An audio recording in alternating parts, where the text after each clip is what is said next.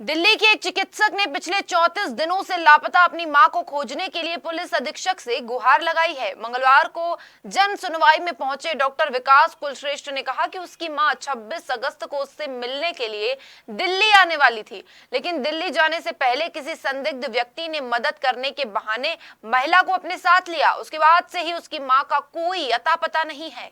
खास बात यह है कि दिल्ली में रहने वाले डॉक्टर विकास कुलश्रेष्ठ अपनी मां वंदना कुलश्रेष्ठ को कई दिनों से ढूंढने की कोशिश कर रहे हैं।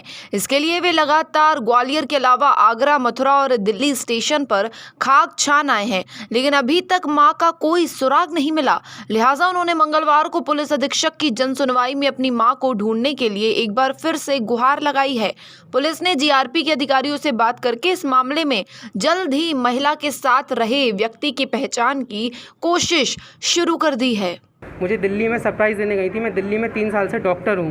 वो मुझे दिल्ली में सरप्राइज़ देने के लिए निकली थी, जब उनको किसी एक रेलवे के अधिकारी ने, रेलवे कर्मचारी ने ड्रेस के कोड में मेरी माँ को मिसगाइड करके गलत ट्रेन में चढ़ाया गया है। और उस बात को आज 34 दिन हो गए हैं। मेरी माँ और उस संदिग्ध आदमी का कोई पता नहीं किया गया है, ना ही उनके सामान का कोई पता किया गया है। 34 दिन से मेरी जीआरपी थाने में कंप्लेंट दायर की गई है, उसके बाद भी उनसे कोई भी उनकी तरफ से सहायता नहीं मिली है। मेरे द्वारा जो चार्ट निकलवाया गया तो को पैसेंजर से पता कराया गया है कि मथुरा तक उस आदमी को मेरी मां के संग देखा गया है, नोटिस किया गया है। इतनी सूचना के बाद भी जीआरपी के द्वारा ना ही मेरी मां के लिए कोई कार्रवाई की गई है और ना ही उस रेलवे के द्वारा कर्मचारी के द्वारा कार्रवाई की गई है जो फ्रॉड है, जो रेलवे कर्मचारी नहीं है, रेलवे यूनियन ने कंफर्म किया है। तो मैं ये चाहता हूँ कि मैंने सीएम हेल्पलाइन में भी जो अपना दे रखा है, तो वो लोग मुझसे यही बोलते हैं कि सीएम जो हमको देंगे आदेश हम वही करेंगे, नहीं तो वो नहीं करेंगे। उनके द्वारा मुझे अभी वही संदिग्ध आदमी के द्वारा विवरण पूछने पे ये वो दिया गया है स्टेटमेंट। तो मैं ये चाहता हूँ मेरी माँ का पता चले या ना चले, एटलीस्ट उस फ्रॉड आदमी का पता लगाया जाए जो संदिग्ध है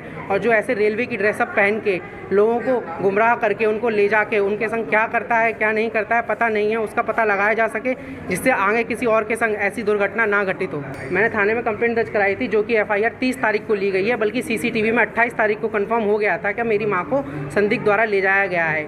जीआरपी की तरफ से मुझे कोई मदद नहीं मिल रही है। आप सभी लोगों से अनुरोध है कि इसको जल्द से जल्द जितना हो सके फॉरवर्ड करें। अभी मैं ग्वालियर में हूँ, एसपी ऑफिस में आया हूँ।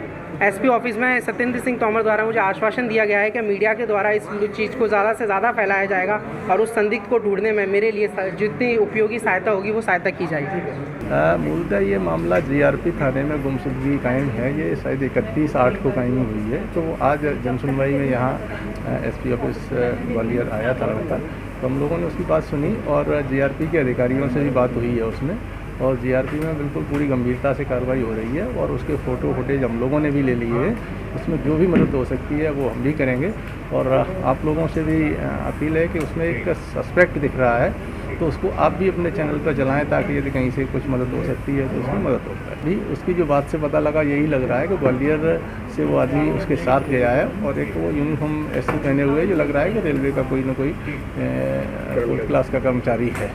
तो वो सब चीज़ें हैं और जीआरपी में उसका अच्छे से कार्रवाई हो रही है उस पर, और हम लोग भी जो मदद हो सकेगी करेंगे। ग्वालियर से सोमेश शर्मा की रिपोर्ट।